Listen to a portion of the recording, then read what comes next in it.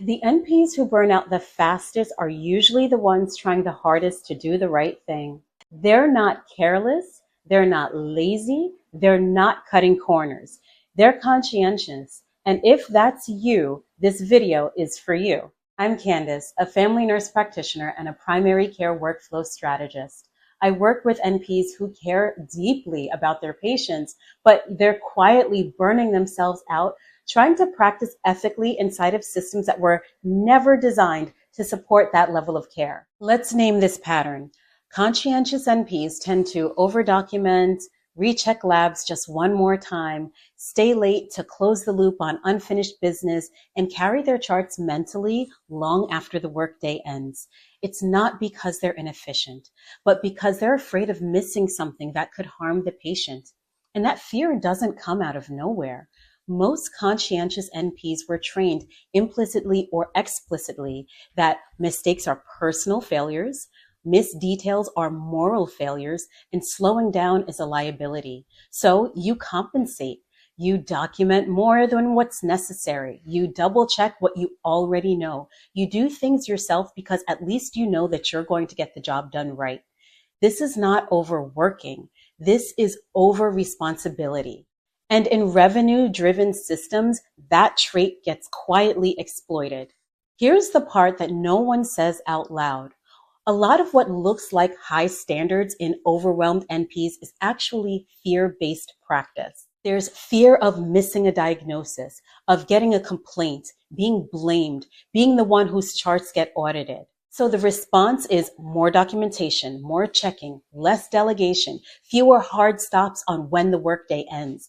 I want you to notice what's happening. You're not being given more time to practice this way. You're being given the same number of hours and expected to absorb the difference yourself. So that's not excellence. That's moral distress. Moral distress happens when you know what good care requires, but the system prevents you from delivering it safely.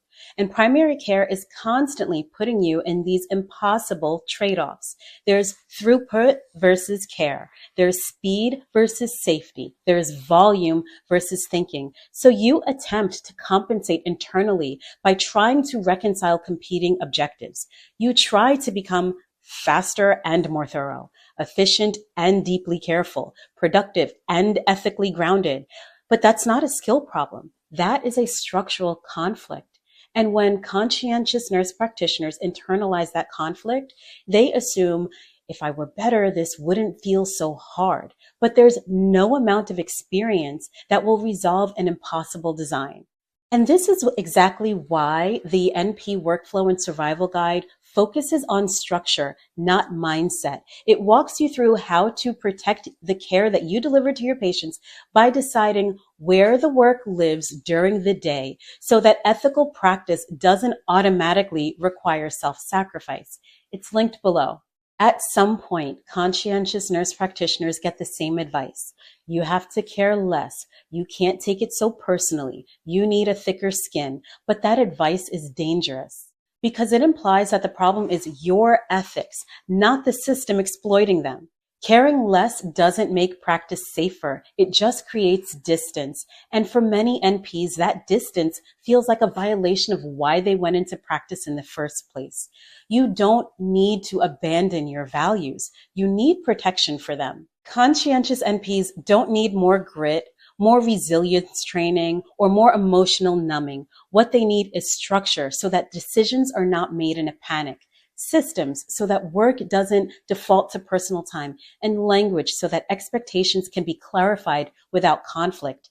This is where containment becomes ethical. Containment isn't about doing less. It's about deciding what gets done, when it gets done, and what does not belong to you. So your care stays intentional and not frantic. Because if you're burning out because you care deeply, that is not a weakness. It's a sign that you're practicing inside of systems that don't deserve your level of integrity. In the next video, I'll talk about why quitting advanced practice often feels like it's the only option, but why it is not the only path forward. If this video helped you to feel seen, start with the NP Workflow Survival Guide. It's linked below. And when you feel ready, watch the next video because you don't need to quit to practice sustainably.